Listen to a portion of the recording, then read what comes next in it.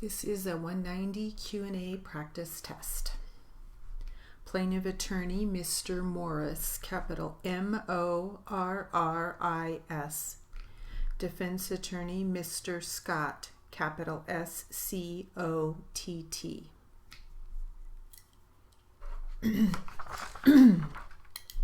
Excuse me. And we will start with plaintiff attorney. Ready? And then your office, someone in your office, didn't you say earlier that someone in your office would prepare some kind of a form to fax to the photographers their appointments? Yes. Who did that? Was that you? That was Dawn. So Dawn would do that. Did you bring any of those reports with you today? Any of those kind of appointment sheets? No, I did not. I'm going to show you one so we know what we're talking about. Mark this. Now this one, if I understand it, is from a couple months earlier. We'll talk about some more recent ones in a minute. But if you could just identify for us what this is, that is the photographer's detailed appointment report for that day. And it's been marked as Exhibit 18 now, right? Yes, Your Honor. Could I use the Elmo? Sure. A little hard to see because this is a white sheet, but showing you what's up on the screen now. Is that what we just referred to as Exhibit 18? Yes. And at the top there is a fax line that says from Auto Trader. It's got the fax number that you would fax it to the photographer. Is this case Teresa, right? Yes. And then it's also got a faxed back one from Teresa, correct? Right? Now this one has a lot of handwriting on it. It doesn't come to the photographer, in this case Teresa, like that, right? No, it does not. It would initially come with just the typed out information of date, name, address, and phone number on the right column, right? Correct, yes. And then over, you would get these from not just Teresa, but from all the photographers, and you would go through them in terms of figuring out what to pay them, right? Yes. So these were regular records that you use in your business to determine how to not only keep track of appointments, but pay the photographers, yes. And what Teresa would do, you became familiar with her custom and practice, right? Yes. Which was what she would take these forms, and then in handwriting she would put along the side, done, done, done, no pay, done pay, those kinds of things, yes. And then at the top, if we could see the very top of it a little bit, in this instance she circled 8 and she put 6 completed and 2 no payment, right? Yes. And then she has +1 hustle, yes. And then P form, what's that? The P form is a form that photographers use when they get a shot that might be a referral or a second shot at a customer's home.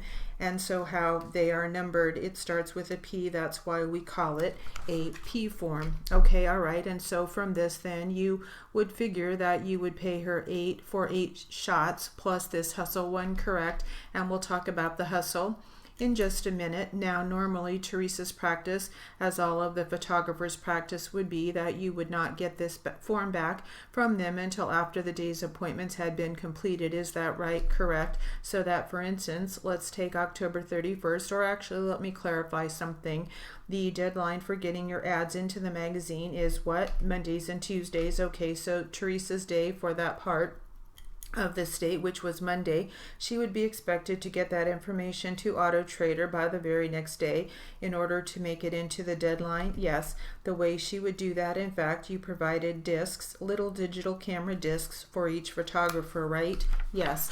And she would go around, take all the pictures for that day, collect the paperwork from the customer, put it all in, and overnight FedEx, UPS, something like that, and overnight it to Auto Trader in Milwaukee for the next day. Yes. Okay. And along with the money, yes. Okay. So from the customer, Teresa would collect, she would take the photograph. She would also fill out a form that included what? A copywritten part. Should be the description of the vehicle, yes, and the money and all of that would go to you overnight, yes. But even before that arrived at your office, she would fax this kind of a sheet to you at the end of the day, right? Yes. But now there's something kind of unusual about October 31st of 2005 and the way that works. Wasn't there? Yes, we actually received a fax from Teresa earlier in the day.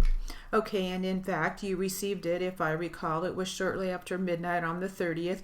That is very early, 12:30 or 12:18 a.m., early morning hours of the 31st, right? Yes, correct. And that was faxed from her, correct? And it was involved and it involved the shoots from that upcoming day. Yes, that appointments hadn't even been made yet or kept yet, right? No. If it was faxed back to us, it would be anything that she had completed. Okay, but the one that you received on the 31st, correct me if I'm wrong, actually contained the appointments for the day of the 31st, did it not? No, we don't print their appointment reports or their actual leads until 7 a.m. in the morning. So on the 31st, on that Monday, her leads would not have been printed until after 7 a.m. Okay, so she shouldn't have had them at 12:30. So the one that she sent back to you at 12:30 a.m. it was from Friday or Saturday or Thursday. Okay, but in it included some information about appointments that had been actually rescheduled for the coming week. Yes, photographers do reschedule appointments as well. Okay, now you mentioned that most of the leads from photographers came from Auto Trader itself, either the telemarketing or customers who called in. Yes, about 90% of the shoots that the photographers do come from Auto Trader to the photographer. Yes, but there's something else where maybe 10% on average of a photographer's shoots are called hustle shots, right? Yes, and those are where leads come from, not from Auto Trader, but from the photographer, him or herself. Yes, and there is an incentive for photographers to do that because they get paid more on hustle shots, don't they? Yes. What was the pay for a Auto Trader lead? Typically $8.75, $8.75 for one photo. Okay, and what about a hustle shot?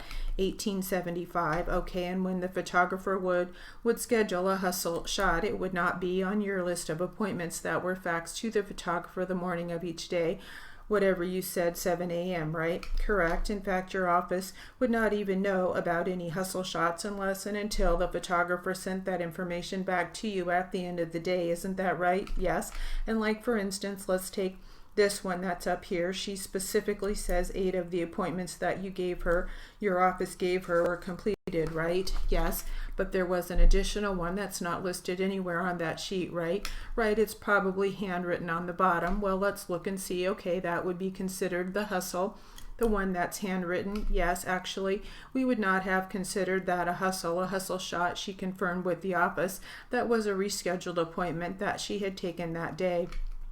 Okay, so the hustle shot is not even on this form yet? No.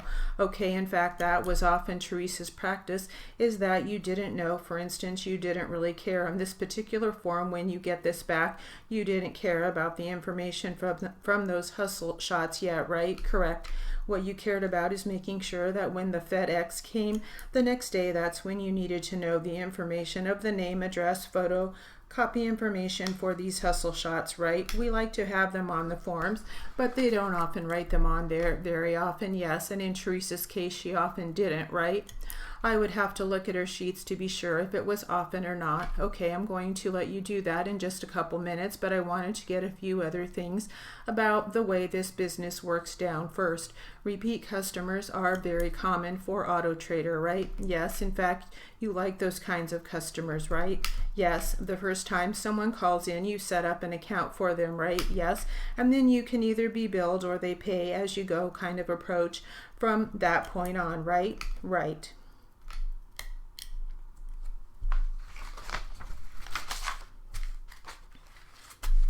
Right, the word list. We have Dawn, capital D-A-W-N. Elmo is all caps, no periods, no spaces. E-L-M-O. Elmo. Auto Trader, capital A-U-T-O. New word, capital T-R-A-D-E-R. Teresa, capital T-E-R-E-S-A. Milwaukee, capital M-I-L-W-A-U-K-E-E.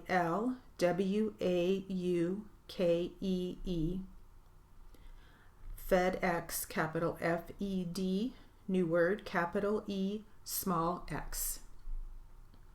UPS is all caps, no periods, no spaces. UPS. And that is it for the word list, and that will conclude our 190 Q&A practice test.